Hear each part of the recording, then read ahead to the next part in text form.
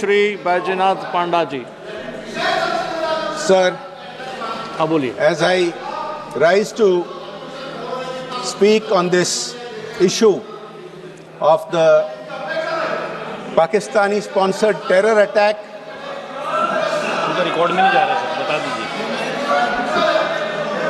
in Pahalgam, आपका record में नहीं जा रहा है and आप बैठिएगा, आप बैठिएगा. thereafter Operation Sindur. Sir, this has seen both a new low by Pakistan, although it has a long history of sponsoring terrorism and is known as the epicenter, the global epicenter of terrorism. This is a new low because the terrorists, as has been widely spoken about, identified the victims by religion before killing them. This has also seen a new normal in India's response and a new milestone in teaching Pakistan a lesson. Sir, this saga has been going on for 78 years, from immediately after independence, when Pakistan has been sending terrorists across the border. Many efforts have been made over the decades. Many steps have been taken, including many conciliatory steps. Steps which have involved agreements on water. Steps which have involved giving back land that has been captured. Steps that have involved returning tens of thousands of prisoners of war. These steps have seen many different aspects. We have seen bus diplomacy. We have seen many different efforts. Prime Minister Narendra Modi, right from 2014, tried to reach out, tried to have an understanding with Pakistan to fight poverty together. Right from the beginning, he invited his counterpart, the Pakistani Prime Minister, for the oath-taking ceremony. He even walked into Lahore unannounced, unarmed, filled only with courage and with good intention. But that was repaid with more terror attacks on Indian soil, more Indian lives taken, with the sponsorship and the training of Pakistan. Sir, Bharat ने हर बार शांति का हाथ बढ़ाया. पाकिस्तान ने हर बार आतंक का रास्ता अपनाया. This is the reality of our experience with cross-border terrorism. We have responded, sir, and it is important to point out the new normal that is now in place. We responded first with the surgical strikes. They did not relent. The Pakistanis still kept sponsoring, training, financing, sending terrorists across. We then responded with the Balakot airstrikes. And the airstrikes are a message which have continued till today. No one who kills Indians will sleep peacefully. Not across the border, not even in the safety of their homes. They will be tracked down and they will be killed inside their own homes. But this time, in Pahalgam, this new law which was achieved required Operation Sindur. So they attacked tourists and we attacked terrorists. We did not target Pakistan's civilians. Our response, Operation Sindur, was precise, it was measured, and it targeted terrorist sites. And only when Pakistan escalated did we then hit back at many more sites. Sir, this is not a reaction. This is a doctrine. This is the Modi doctrine. This is the new normal which Pakistan has now understood. Let me say this clearly, sir, that the India of today is not the India of 2008. This is very important because this turnaround, this new normal, is because of our changed policies. Sir, we must give full credit to our armed forces. The Honorable Defense Minister has pointed out their bravery, their sacrifices for the nation, and during this conflict also, what is important is, one question was asked, what about China? I have several things to say about China, but let me point out, when the Honorable Defense Minister said that the Indian Air Force bypassed and jammed air defense systems of Pakistan in 22 minutes, those were Chinese-supplied air defense systems that were neutralized in just 22 minutes. Sir, what is not often talked about, one thing we must, of course, acknowledge is that the entire country stood united on Operation Sindur. I'm glad that even some friends across the aisle, across the other benches today, reiterated that. But sometimes, some honorable members have not been beneath taking this issue into domestic politics. I will come into that. One of the aspects that did not get talked about is that in this operation, where 11 air bases of a nuclear-armed country was hit. This is perhaps a first. This is perhaps a first that the armed bases of a nuclear-armed country was hit by India, 11 of them, and it destroyed 20% of Pakistan's Air Force assets. This is something that is worth remembering. The 9 bases of terrorists, their camps, which were neutralized, involved those of the Jaish-e-Mohammed, those of the Lashkar-e-Taiba, those of the Hizbul Mujahideen, all proscribed terror organizations who have long targeted India with the support of Pakistan. They are Pakistani based, they are Pakistani. Sir, we have talked about more than 100 terrorists being eliminated in Operation Sindur's hit on Pakistan. It is also important to point out that at least 5 of them were very infamous names known around the world. Names like Mudassar Khadian Khan, senior operator of LET. This is the person who was given a guard of honor by the Pakistani military. Khalid alias Abu Akasha, another Lashkar-e-Taiba commander. Muhammad Yusuf Azhar, wanted in the IC 814 hijack terror attack. Hafiz Muhammad Jamil, brother-in-law of Maulana Masood Azhar, and Muhammad Hassan Khan, Jaish-e-Mohammed commander. These are very significant names. These are very significant achievements in eliminating these terrorists. On the other hand,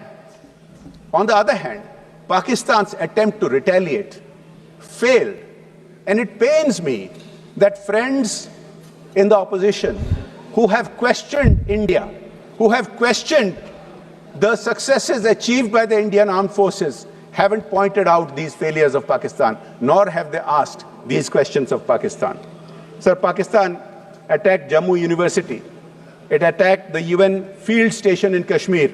These were neutralized, as the Honorable Defense Minister pointed out, by the UAS unmanned aerial system grid. India's actions were purely to counter terrorism and hit terrorists, decoupling the issue from any other disputes. Sir,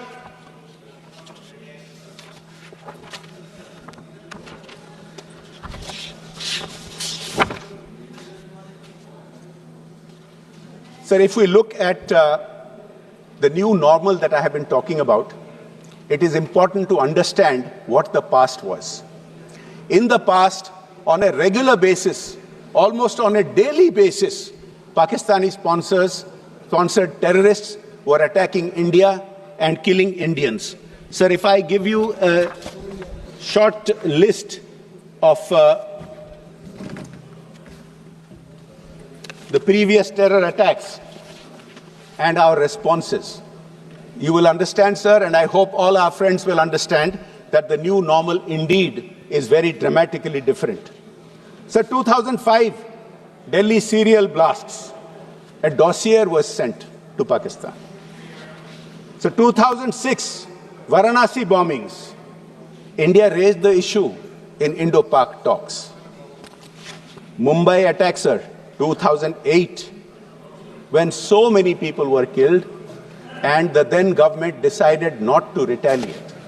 What is most shameful is that retaliation was considered. Retaliation was planned by our armed forces, but the then government did not permit retaliation. It is on record that the then senior-most officials of the government, whether it was the Foreign Secretary, whether it was the then NSA, took a decision not to hit back at Pakistan. This is what is really shocking, sir. 2006, Mumbai terror bombings. Sir, it is also important to point out that after the Mumbai attacks, 7 months after that, the then Prime Minister met the Pakistani president on the sidelines of the SCO summit in Russia and decided that India and Pakistan would continue dialogue. So we kept appeasing them. Our governments of the day over decades kept appeasing them, putting no pressure on them to stop their terror funding, terror organizing. Sir, in 2006, 2 months after the Mumbai train bombings, the then Prime Minister met Pakistani President Musharraf on the sidelines of the NAM summit in Havana and again agreed to maintain the peace process. So that so-called peace process was no peace process at all. It was only peaceful for Pakistan. Indians in large numbers were sacrificed. India was attacked repeatedly and large numbers of Indians were harmed and killed. Sir, worst of all, in 2009, within 8 months of the Mumbai terror attack, the then Prime Minister met his Pakistani counterpart at Sharm el-Sheikh in Egypt and agreed to again continue the cooperation with Pakistan. This for a country that for 78 years has been attacking India ceaselessly. Our approach in the past was only to cooperate, only to talk, not to retaliate, not to teach them a lesson. Sir, the worst part of this at Sharm el-Sheikh was a reference to Balochistan, which can be interpreted as if India and Pakistan are equated, as if India does similar things to Pakistan, whereas the issues are entirely different. There are no terror camps in India training terrorists and sending them to Balochistan. There is no equation at all. There is no comparison at all. And yet, our government of the day had no compunction in granting such a hyphenation with Pakistan. Sir, this can go on and on. There are many, many different such examples, and I will come to some of them. Sir, one question has been raised as to whether there was pressure on India to conclude the hostilities. There was absolutely no pressure on India. This has been pointed out again and again. Sir, any country can call and make suggestions.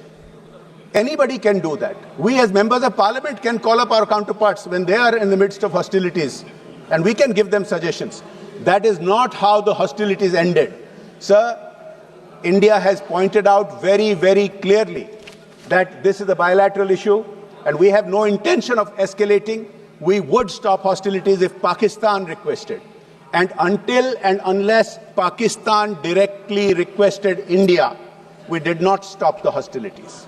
It had no relation, no connection to any requests by anybody else until Pakistan directly requested India. And sir, I asked my friends in the opposition, this has not been contradicted by anyone. Has anyone contradicted India's assertion that we insisted that it had to be a Pakistani request that we will respond to? And Pakistan finally came to its knees and requested, and that is what we responded to. Now, it is shameful that many in our country keep questioning the Indian armed forces, keep questioning the Indian government, and don't question what Pakistan stands for, what Pakistan says. Sir, I want to point out what Pakistan has said. They made absurd claims. Pakistan has made a claim to an international TV channel on 7th May. Pakistan's IB minister, Ataullah Tarar, said, there are no terrorist camps in Pakistan. Have any of our friends in the opposition questioned that? Many of them have been quoted repeatedly in international media. Have any of them questioned that? Pakistan, where the most infamous terrorist in memory, the Al-Qaeda chief, was sheltered next to an army base, claiming that it doesn't have terror camps. When terror camps have been pointed out in satellite imagery, not only terror camps have been pointed out, because of the efforts of our government, many terrorist organizations and many individual terrorists have been proscribed by a variety of multilateral organizations, including the United Nations itself. Sir,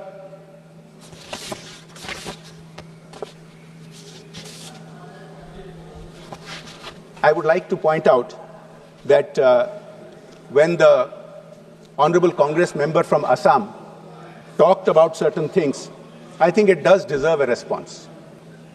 I compliment him and others who said that they stand with the government of India. But the questions and the accusations against the government cannot go unanswered. Sir, it was amusing when he asked when POK would be got back. Sir, it was amusing when he referred to the number of Rafales and the China question. Sir, I would like to point out, and he used the point and he used the word that India bowed down. And his leader, whom he cited today in relation to the China question, has often used the word surrender. I think it is important for this House to point out how many times over the decades Congress has surrendered India's interest. Please have the patience to listen to this. 1948, Pakistan illegally occupied 78,000 square kilometers, the same POK that my friend was referring to. When our armed forces wanted just a little bit more time to conclude the armed operations and take it back, the then Prime Minister took the matter to the UN. Surrender. Number one, it started from day one. 1949, Congress ignored the Kabah Valley, which was leased to Burma by UK. Manipur had received rent until 1949. Congress did nothing about it. Surrendered that. Surrender number two. Sir, in 1954, our then Prime Minister conceded India's rights in Tibet, accepting China's annexation without gain, withdrawing our military escorts and services. A very major surrender. Number three. Sir, in 1958, under the Noon-Nehru Pact, Berubari was transferred to East Pakistan, despite severe opposition. Another surrender. So I lose count of the number of surrenders, but there are quite a lot. Please allow me to point out a few more. If I list all the surrenders that Congress did of India's national interest, then the 16 hours that the Honorable Speaker has granted us will not be enough.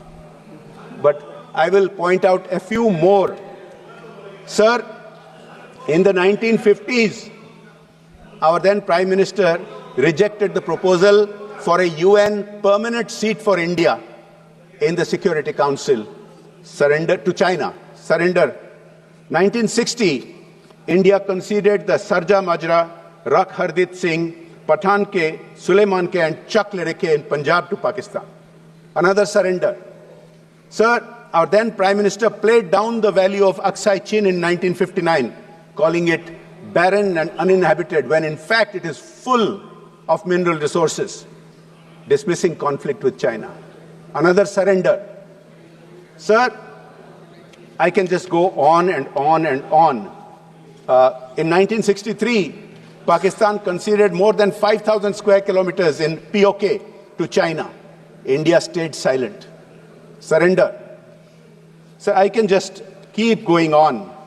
In 1965, India returned the Haji Pir Pass to Pakistan under the Tashkent Agreement. Surrender. Sir, under the 1971 Shimla Agreement, India returned 5,000 square miles to Pakistan, while Pakistan retained 30,000 square miles, and 93,000 Pakistani soldiers were released, while at the same time 56 Indian soldiers died in Pakistani jails.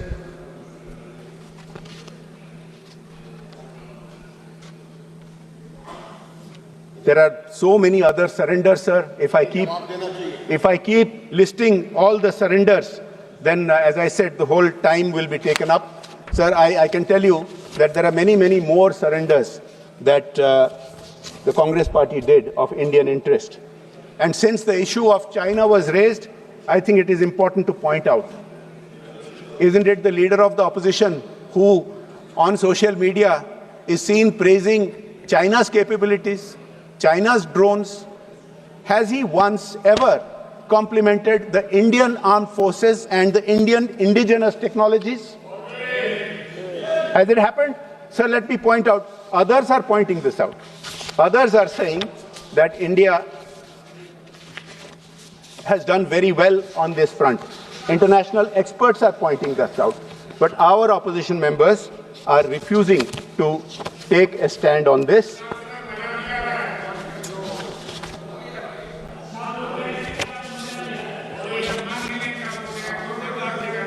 नहीं, मजा कैसे लगेगा? मजा कैसे लगेगा? क्योंकि ये बहुत कठिन बातें हैं. देखिए, ये तो मिर्ची है, कहां से अच्छा लगेगा? Yes, Kachatibu, Ran of Kutch, there are many others. Yes, there are many others if I start listing them. देखिए, मजा तो तब आता अगर आप भी फ्री हैंड देते हैं.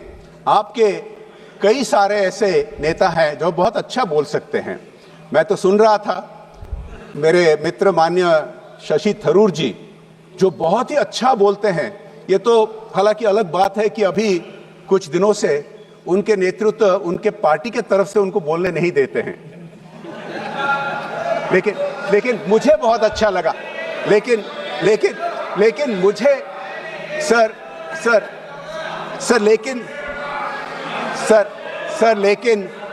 लेकिन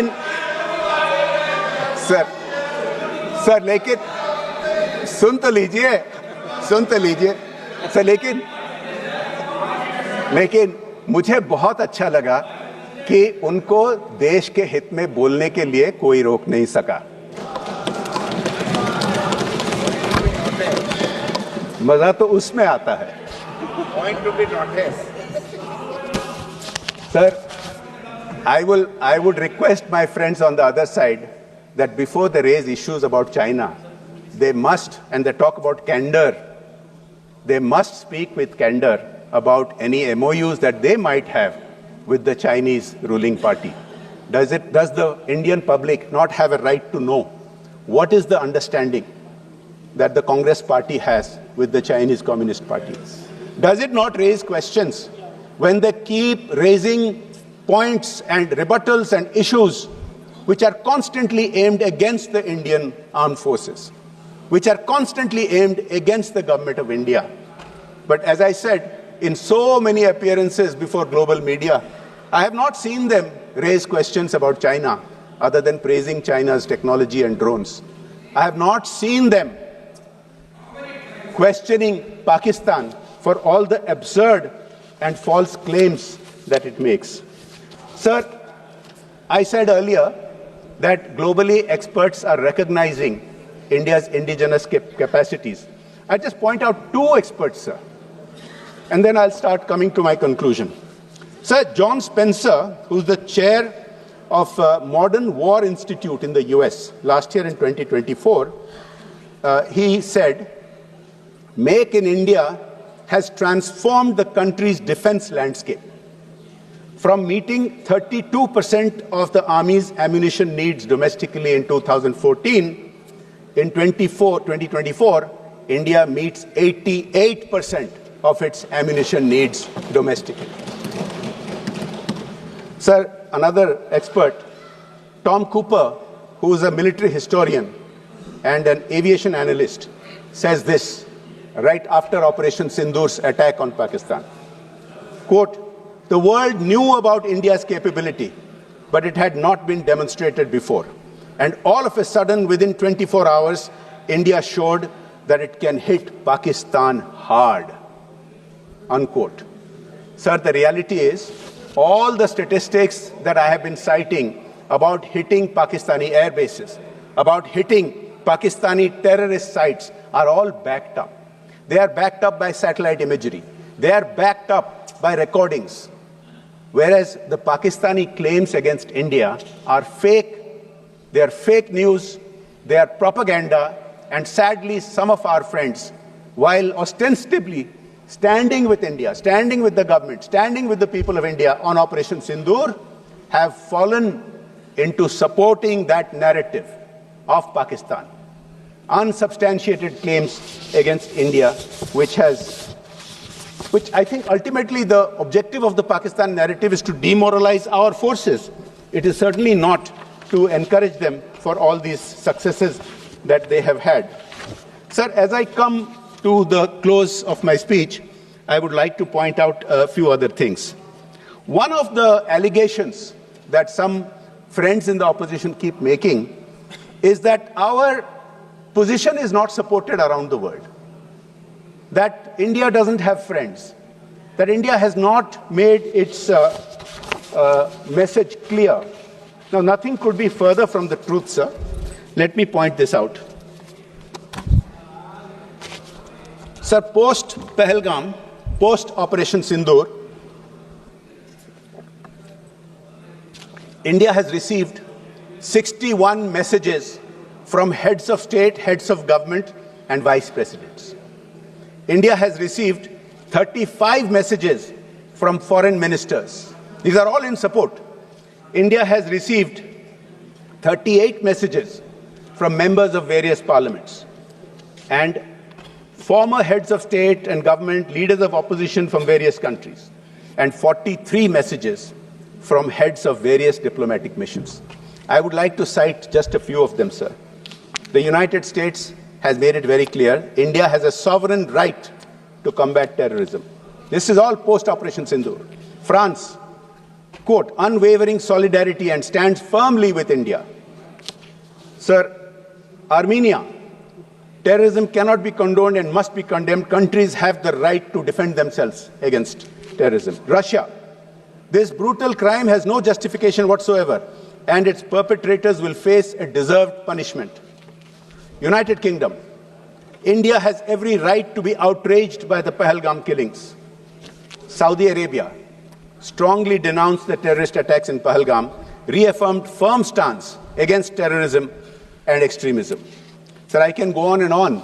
I think one of my friends in the opposition mentioned that Iran, from whom we buy certain petro products, has not condemned it. So that's not true. Iran too the president of Iran directly called up our Prime Minister Modi ji and conveyed in the strongest words the support to India. Sir, multilateral agencies like BRICS and Quad and even the FATF have all condemned the Pahalgam attack. Nobody has condemned India's right to defend itself. Nobody has opposed it. That used to be the case in the past. Nobody has said India should not be defending itself and in implementing the decisions taken by the CCS. Sir, the proof of the pudding remains in the final information that come out. Even as we were debating this issue today, some of us must have seen in the news that an Operation Mahadev is being conducted in Jammu and Kashmir, targeted at terrorists, and it appears that at least one of those eliminated today was involved in the Pahalgam attack. Now, one of the important developments that has taken place, sir, is that for 2 years now, India has been giving detailed information to the UN, to US and other countries about this outfit called the TRF, the Resistance Front. The TRF is a front organization of the Lashkar-e-Taiba, LET. Sir, as terrorist organizations get proscribed and have limitations, don't have as much freedom to move money and have training camps, they come up with all these new names and new structures.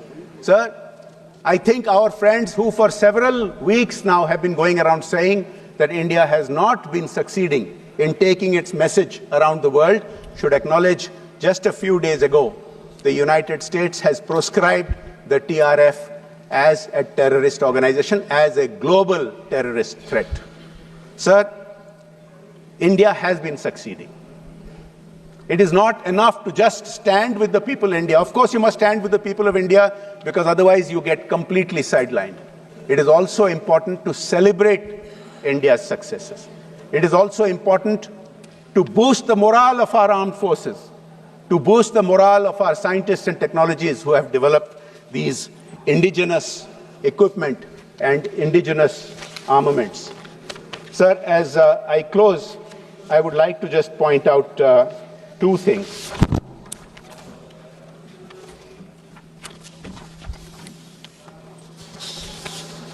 Sir, with your indulgence, I would like to paraphrase a line from a Hindi film of about 4 years ago. No, the film was called Sardar Udham, and उसमें एक line था sir. Line था कि दुश्मन को दर्द का एहसास हो तो जवाब तभी पूरा होता है. सर, मैं इस संदर्भ में कहना चाहता हूं कि ऑपरेशन सिंदूर वो जवाब था जिसमें दर्द भी था और संदेश भी.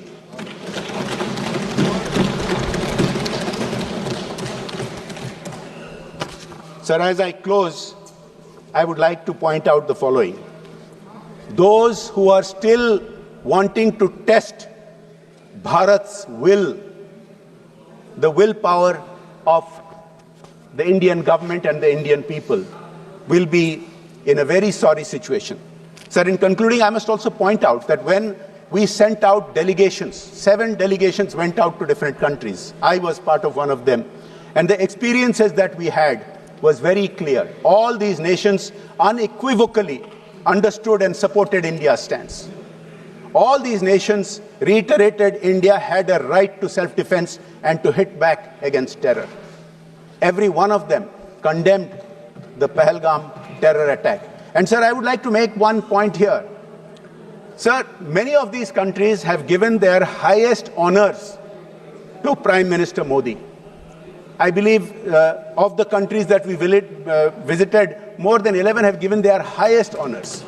Sir, what is important is that these are not just personal honors for our Prime Minister. Of course, we are all personally proud that the Prime Minister of India has been given the highest civilian and military honors in so many different countries. We went to 4 countries in my group, to Saudi Arabia, to Kuwait, to Bahrain, to Algeria. 3 out of those 4 countries have given their highest honors.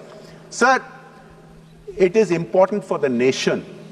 It is not just a personal recognition. It is important for the nation. We experienced, our group experienced, when we went, the impact that this has had, the impact of India's foreign policy of the Modi government has had on all these nations, and we perceived that strength and that support.